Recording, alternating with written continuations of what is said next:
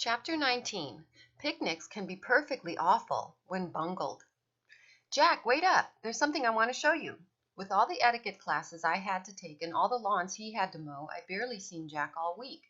With our volunteer time at the Humane Society, Mom's pathetic substitute for letting us get our own pet, and geocaching in Ammon Park with Dad, who always has to practice cash in, trash out, here it was Sunday night and we hadn't even talked about possible pranks for tomorrow's picnic. Now he was crossing our backyard with what looked like a big sausage in his arms. It's not easy to hide a big sausage, especially one with a bow tied around it, but that's what he tried to do as I ran to catch up with him.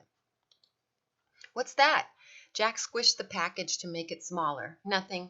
So that's air inside that paper? You mean this? He looked at the bundle in his arms like he'd never seen it before, like it was no big deal.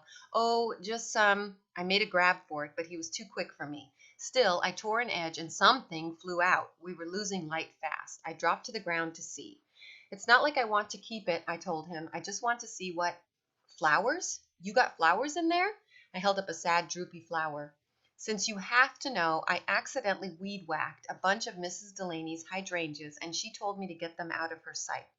So you tied them up in butcher paper and were taking them to Bree? Jack grabbed the flower and tried to push it back inside with the others. It was hard work. Hydrangeas are big and floppy. Mom did that for me. She said that's how they come from the florist. What's wrong with that? Nothing. You're really gone on her, aren't you? Bree, I mean. Ignoring my question, Jack set the flowers on the ground and held out his hand. Well, what have you got? You were going to show me something. Nothing. Nope.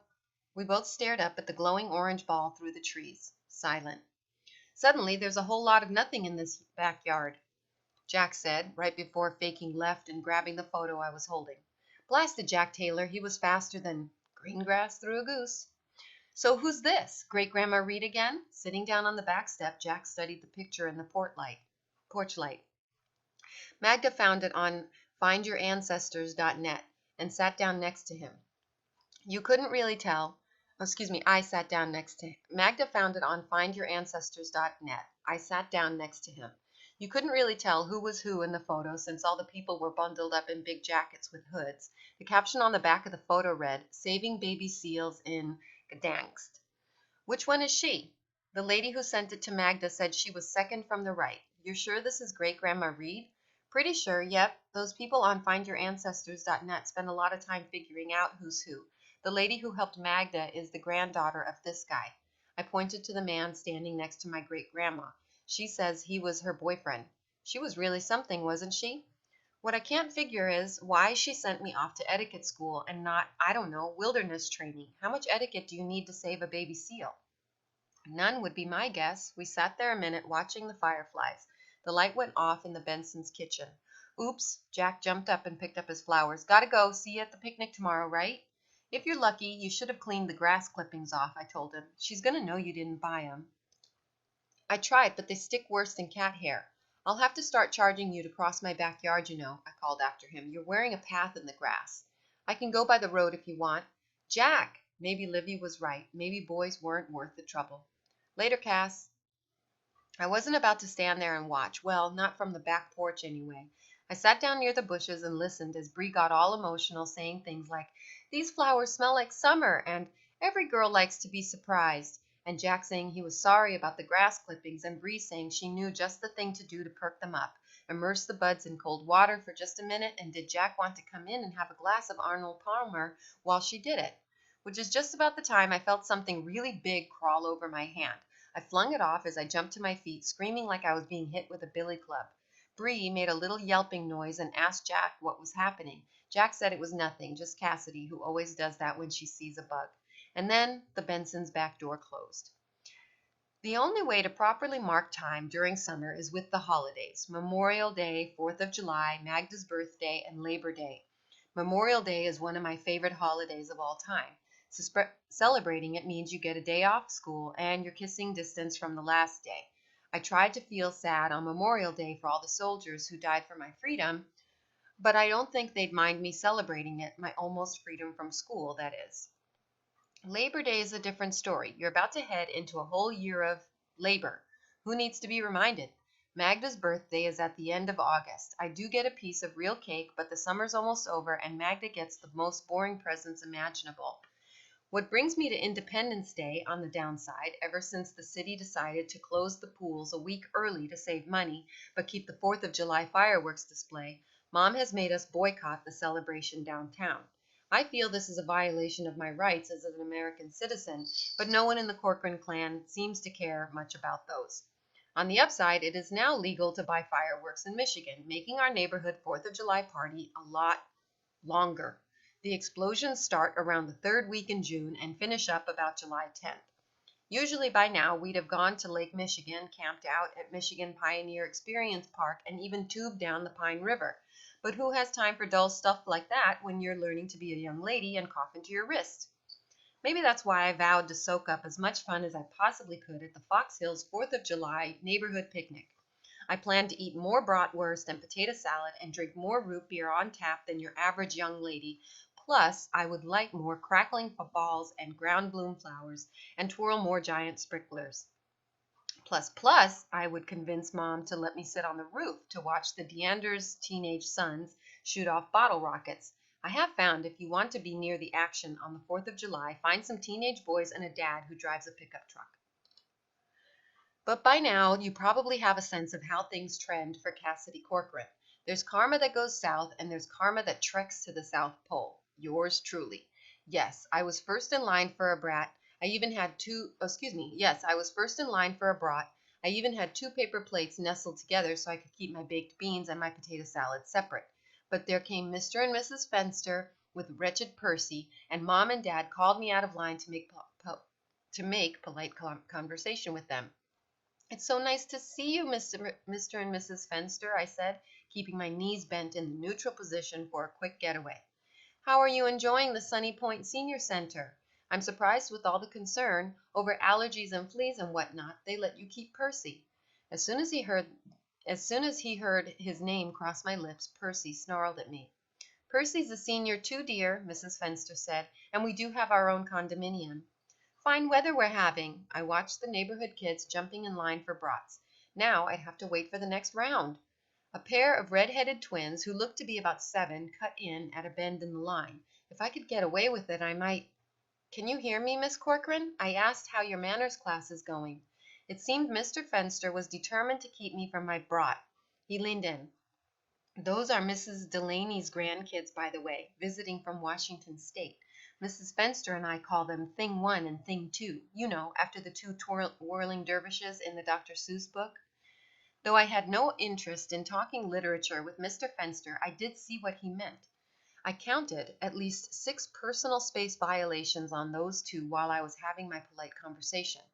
"Young people today have an appalling lack of manners," I responded. "If you'll excuse me." I was about to sweet-talk my way into the food line when I heard Mrs. Benson calling my name. "Cassidy, can you—" She looked positively lost in all the hustle and bustle of the Fox Hills 4th of July celebration. "Honey," she said, "I brought that cake you liked so much, but there doesn't seem to be a cake table. In Decatur, we had a whole separate tent for desserts, so the frosting would stay perky out of the sun." I tried to imagine Mrs. Benson's cake on our dessert picnic table, which looked more like Hobby Lobby on the day after Christmas, with all the red striped Rice Krispie treats and boxes of neon popsicles shoved into buckets of ice. There wasn't room for a flour and butter and sugar sculpture like hers, unless I made room for it. Taking the cake stand from Mrs. Benson, I said, "I'll make sure it doesn't melt." I figured holding that cake would gain me entrance to the back of the table, where the moms stood swatting away kids who tried to fill their plates with only desserts. "Excuse me, ladies, you probably haven't met Mrs. Benson, but you will want to after you taste this cake." Mrs. Kramer and Mrs. Lowe looked at me funny. I couldn't tell if it was because I was speaking in fine manners language or because I'd just parked the Cadillac of desserts on their gingham tablecloth. "Sounds like someone's been to a manners class," Mrs. Lowe said. "Bingo." I gestured toward Mrs. Benson. "I'd like you to meet Mrs. Benson, the cake baker." "Call me Olive Ann," Mrs. Benson said, reaching over me to shake hands. "Goodness, it's warm. Not like Decatur. We just moved here from Georgia, but certainly a hot one. I confess I'm worried about this cake." According to Miss Melton Mowry, Mrs. Benson had just fed these two ladies a couple of key pieces of information about herself. In fact, she'd given them a big serving of polite conversation, but the only thing they passed back to her was silence. "Not sure where to put this," Mrs. Kramer said, finally setting it down near the edge of the table. "I want some of that." I looked up to see Thing 1, or was it Thing 2, bypass the salads and other sides and zero in on Mrs. Benson's cake. As soon as he got close enough, he put his hand on the glass cover, leaving a barbecue sauce print. "I call the first piece." The other one pushed his brother's arm, smearing frosting against the glass. Using the intensity of my gaze, wasn't about to cut it with these two. I threw my arms around the cake cover in a variation of a cross-armed surfboard, ready to do what it took to protect Mrs. Benson's masterpiece. Unfortunately, she was moving in to defend at the same time. "It's all right, Cassidy. I'll just take that." I was doing hold the fort, and she was doing duck and cover. If we were in a WWE wrestling match and the cake was our opponent, we'd win the round for crushing it. "What is the matter with kids these days?" I asked Mrs. Benson as I scraped a third of the crumbled cake onto a paper plate. "Would you ladies like to try a bite?" Still game to make friends, Mrs. Benson looked as crushed as the cake when Mrs. Kramer shook her head. "No thanks, I don't do gluten." "No processed flour or sugar for me," added Mrs. Lowe, frowning.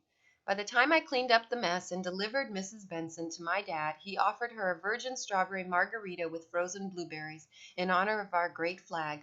All that was left was wrinkly, overcooked brats, Mrs. Pierce's quinoa salad with toasted sunflower seeds, and some half-melted rocket pops.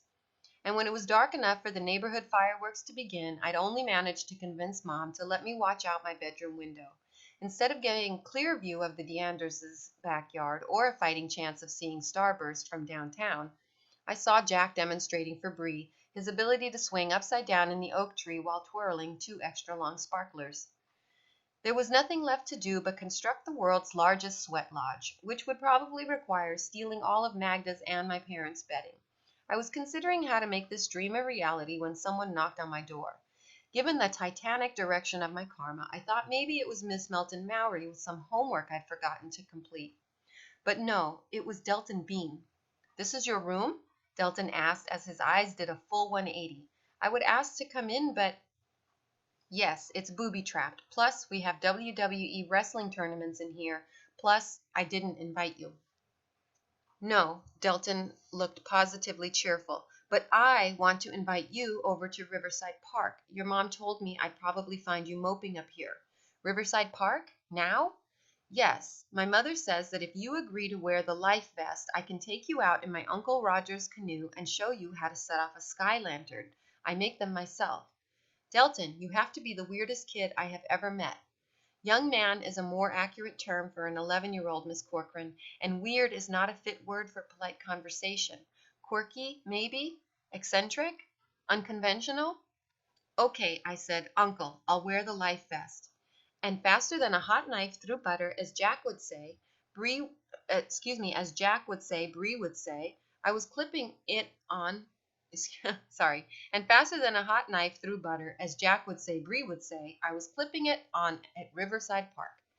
Mrs. Bean was not about to let us out of her sight. She did agree to sit on the park bench at the end of the dock, though, so she could follow our progress via the kerosene lamp we secured to the middle seat in the canoe. After we'd paddled for a minute, she disappeared into the darkness. "Cassidy, I think I may have found another way to address your anxiety." "You mean with the bugs? Is that why you brought me out here, Delton?" I squinted, trying to get a look at his face in the darkness. Was there any way he could know what happened last night with Jack? "No, I brought you out here to help me launch my sky lanterns, but my dad says you should have business before pleasure." Thinking of what Jack said to Bree sent a shiver down my spine. That's just Cassidy. She always does that when she sees a bug. Well, I didn't feel like being just Cassidy anymore. I hope this doesn't involve smacking myself in the forehead, because that did not work. Tapping, not smacking, but I agree. EFT tends to draw unwanted attention, especially when you do it during joys and concerns in Sunday school. This one's a little different. It's called desensitization. You learn relaxation techniques and then look at pictures of what psychologists call a graduated list of the things you fear, from lowest to highest. Looking at or thinking about your fears while in a relaxed state breaks down the fear response. You can't feel anxiety when you are in a relaxed state. You're going to put me in a trance, aren't you? No, deep relaxation isn't a trance, but it does work, Cassidy. After a week of practicing, I got everyone's attention at dinner at my grandparents'. I stood up, raised my glass of grape juice, and said, "Cheers," but I didn't break out in a sweat or anything. Next, Mom says she'll have me order at the counter when we go to Mr. Burger. You really have to shout at that place. All right, deep relaxation is okay, but no hocus pocus. Promise? Promise. Now that we'd taken care of business, I grabbed the sides of the canoe. I was about to threaten Delton with the move I got famous for during my one and only stint at Girl Scout camp when I realized I'd forgotten something. "Thank you, Mr. Bean," I said, sincerely. Recreating the Battle of Tippecanoe could wait. "You're welcome. Now let's row over to that dead log. I need to get set up." While I held on to the log to keep us still, Delton lifted the kerosene lamp and hooked it on a snag. Then he opened the box and pulled out big, stiff triangles of tissue paper. I shone his flashlight on them so he could see. "They're polyhedrons," he began to explain, "three-dimensional objects with flat sides and straight edges. A bipyramid is the most common." He was interrupted by the sound of a cell phone buzzing. Delton pulled his phone out of his pocket. "Hi, Mom. I know visibility is low. We talked about the mist on the way over to Cassidy's, remember? Can you see the kerosene lamp?" "Uh-huh. That's where we're moored. You'll see the lanterns in a minute." After several more assurances about the buckles on our life vests being fastened in accordance with the manufacturer's instructions, Delton ended the call. "Just remember when I said it was true. So you're going to make these things float?" I held up the paper ships. "Doesn't seem likely." "Float up. They're like mini hot air balloons. Problem is, there's not much visibility. We'll have to paddle after them to keep them in sight." "I think I've seen these on TV. They lit up hundreds at the same time. I didn't know you could make them." I used the South American method as opposed to the Chinese. The Chinese used sky lanterns during wartime. They favor a large globe with a stiff paper collar. "Delton, can these please not be like manners class, where you talk something to death before you actually do it?" "Sorry. Will you light this tea candle for me?" I did what I was told, and Delton placed the lighted candle in a little holder that hung down under his poly whatever. He held it in his hand for maybe 10 seconds before the hot air filled the lantern and it hovered above the canoe all by itself. Then, slowly, it started to rise. The light from the candle made the colored tissue paper glow like a giant firefly bobbing in the air. "Wow, I can barely see it anymore. Do another one." "First we'll follow it. Turn your flashlight off for a minute." Delton pushed away from the log. "Don't you want your lamp? We'll come back for it. It's where we're moored, remember?" "Delton, are you pulling one over on your mom?" "I prefer ignorance is bliss." Once we were further out, we could see the lantern again. We paddled downstream, following the bobbing light until it burst into flames and fell into the water. "My dad and I designed them to do that," he said as we pulled alongside the burned bits and we hauled the wire skeleton out with his oar. We did it over water so they're not a fire hazard. Plus, this way I can reuse the armature. I lit another candle. Delton placed it in the wire basket of an airship that was pink and purple. It looked like its own setting sun as it rose into the sky. After 3 more lanterns, we were almost to the 6th Street Bridge. Delton's phone was blowing up with texts. "Better head back," he said. We paddled in silence. Even though the current wasn't that strong, it was much harder going upstream. But the clouds had lifted, and here we were canoeing at night under a million sky lanterns. It was the kind of place a hobo might find herself, minus the bright orange life vest. Suddenly from behind, I heard a sonic boom that almost brought back Tippecanoe. What was that? Delton looked at his phone. "Right on time. Downtown fireworks, Miss Corcoran." "You mean city fireworks?" "Yep. I heard you complaining to Officer Weston about not being able to see the fireworks anymore." Delton dropped a metal claw over the side of the canoe, and it sank in the mud. "But we're not even close to downtown." "True, but the river is straight from here to downtown. Usually there are a lot of boats out. I see a few, but the weatherman said the visibility was so poor tonight it wouldn't be worth watching from the river." The familiar whiz of an amazing firework about to explode made me look up. Above my head, a thousand dancing sparklers lit up the sky. My dad has all kinds of gauges in the backyard. He's a bit of an expert on barometric pressure. He said the fog would lift just in time. I think your dad should get nominated for the Dad Hall of Fame, Delton. You can tell him I said that. I promise to relay your message. And now, let's shut it and watch the fireworks. Agreed. It was hard to lie back and get comfortable in a canoe, but when your boat is bobbing gently in the water and the world's best kaleidoscope is exploding over your head, you don't really mind how hard the seat is. Delton Maximilian Bean! Mrs. Bean shouted from the dock as we paddled in. You were not supposed to stay out for the fireworks. You don't have your noise-canceling earbuds. Sorry, Mom, can't hear you over the ringing in my ears. Mrs. Bean investigated Delton's head like he'd just come back from the war, turning his face this way and that and to make sure all the parts were in place. That was the best fireworks show ever, Mrs. Bean, I said, laying on the enthusiasm. I think your plan worked. Your son is now full of do-daring. Mrs. Bean held Delton at arm's length, regarding him like maybe she wasn't sure about this do-daring idea of hers. Well, she said finally, I'm glad you enjoyed it, dear. We drove home, and before I could make my getaway, Delton whispered, Take this, Cassidy. You have to practice your breathing techniques before you look at even the smallest bug. Roger, I said, shoving the folded piece of paper into my back pocket. Over and out. Oh, I reached into the front seat and punched him in the arm. Not too hard. You're all right, Delton. Thanks. And thank you, Mrs. Bean. Happy Independence Day. End of chapter 19.